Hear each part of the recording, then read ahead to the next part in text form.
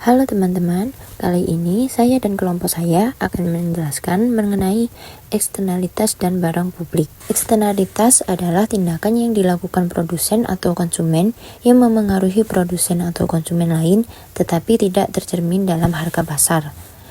Eksternalitas dapat bersifat negatif ketika salah satu pihak menimbulkan biaya bagi pihak lain.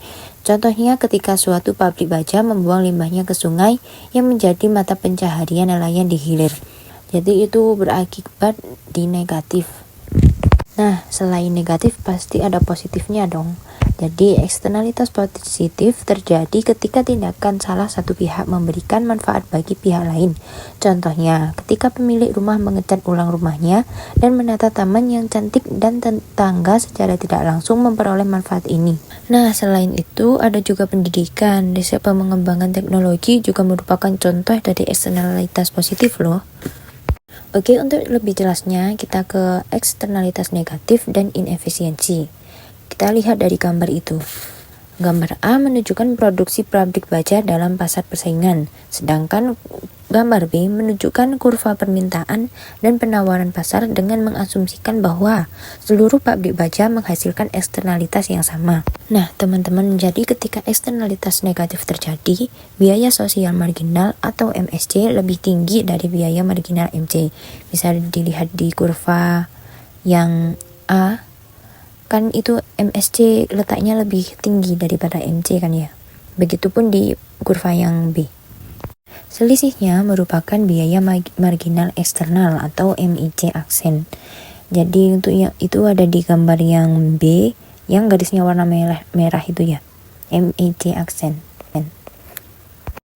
Jadi untuk menganalisis eksternalitas kita harus menghitung cost secara keseluruhan yang berasal dari private, yaitu aktivitas penjual dan pembeli dan eksternalitas yang ditimbulkan.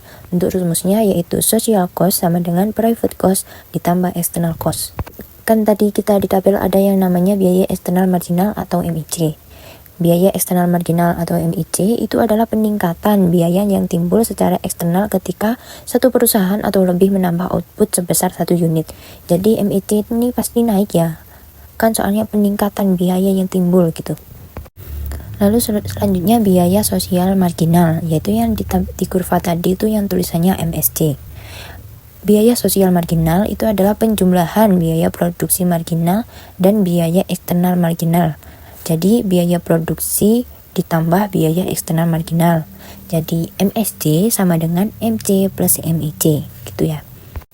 Pada gambar B, kurva MC aksen merupakan kurva penawaran industri. Jadi MIC aksen ini diperoleh dengan cara menjumlahkan biaya marginal dari setiap individu yang dirugikan pada setiap tingkat output. Kurva MSC mencerminkan jumlah biaya produksi marginal dan biaya eksternal marginal untuk seluruh perusahaan baja, yaitu rumusnya MSC sama dengan MC aksen ditambah MIC aksen. Tadi kita udah bahas yang negatif, sekarang kita bahas eksternalitas positif dan inefisiensi. Jadi, ketika eksternalitas positif timbul, manfaat sosial marginal atau MSB lebih besar dibanding manfaat marginal D. Karena itu, selisihnya merupakan manfaat eksternal marginal atau MIB. Tadi kita udah ambil contoh dari tetangga yang mengecat rumah dan memperbaiki tamannya kan. Jadi, pemilik rumah yang berkepentingan pribadi berinvestasi sebesar Q1 untuk perbaikan rumah yang diperoleh dari perpotongan kurva manfaat marginal MC. Nah, Q1 itu ada yang di garis yang tidur itu. Jadi, perpotongan memotong dari garis MC gitu. Oke, selanjutnya tingkat perbaikan efisien Q bintang lebih tinggi dan ditunjukkan oleh perpotongan kurva manfaat sosial marginal dan biaya marginal. Itu di kurva kita bisa lihat Q bintang itu ya. Oke, sesuai yang terjadi pada kurva, di samping terjadi under production karena yang harusnya Q bintang, tetapi perusahaan hanya memproduksi di Q1. Jadi berujung DWL yaitu kerugian kesejahteraan yang terjadi akibat adanya inefisiensi. Eksternalitas stok. Eksternalitas stok adalah akumulasi hasil tindakan yang dilakukan produsen atau konsumen yang meskipun tidak tercermin pada harga pasar, mempengaruhi produsen atau konsumen lain. Eksternalitas stok juga dapat bersifat positif. Contohnya adalah pengetahuan yang terakumulasi berasal dari efisiensi dalam riset dan pengembangan atau R&D. Dari waktu ke waktu, R&D menghasilkan beragam ide baru, produk baru, teknik produksi yang makin efisien, dan inovasi lainnya yang bermanfaat bagi masyarakat luas dan bukan saja bagi mereka yang melakukan R&D tersebut. Sumber daya milik bersama. Terkadang eksternalitas timbul ketika sumber daya dapat digunakan tanpa membayar sama sekali. Sumber daya milik bersama merupakan sumber daya yang dapat dijangkau siapapun. Akibatnya, sumber daya itu cenderung dipergunakan secara berlebihan. Udara dan air adalah contoh paling umumnya. Barang publik. Barang publik adalah jenis barang yang memiliki dua karakteristik utama. 1. Barang non-rival atau pemanfaatan tanpa saingan. Suatu barang dikatakan non-rival jika pada tingkat produksi apapun biaya marginal penyediaannya bagi konsumen tambahan adalah nol. Untuk sebagian barang besar yang disediakan secara pribadi atau swasta, biaya marginal produksi barang tambahan tidak menambah biaya. 2. Barang non-eksklusif. Barang yang konsumennya tidak dapat dikecualikan untuk mengonsumsinya, sehingga sulit atau tidak mungkin untuk mengenakan biaya atas penggunaannya. Suatu barang yang dikatakan non-eksklusif apabila orang-orang tidak bisa dikecualikan dalam mengonsumsinya. Efisiensi dan barang publik. Tingkat penyediaan barang pribadi yang efisien ditentukan dengan cara membandingkan manfaat marginal satu unit tambahan dengan biaya marginal memproduksinya. Efisiensi dicapai ketika manfaat marginal dan biaya marginal sama besar. Prinsip serupa berlaku bagi barang publik, tetapi analisanya berbeda. Pada barang pribadi, manfaat marginal diukur melalui manfaat yang diperoleh konsumen yang bersangkutan. Pada barang publik, kita harus menanyakan seberapa tinggi setiap individu menilai suatu unit output tambahan. Manfaat marginal diperoleh dengan cara menjumlahkan nilai-nilai dari seluruh individu yang menikmati barang tersebut. Barang publik dan kegagalan pasar. Dengan adanya barang publik, keberadaannya penumpang gratis ini mempersulit pasar untuk menyediakan barang secara efisien. Konsumen atau produsen yang dapat membayar atas suatu barang non-eksklusif dengan harapan bahwa orang lain akan membayarnya. Barang publik harus disubsidi atau disediakan oleh pemerintah apabila ingin diproduksi secara efisien.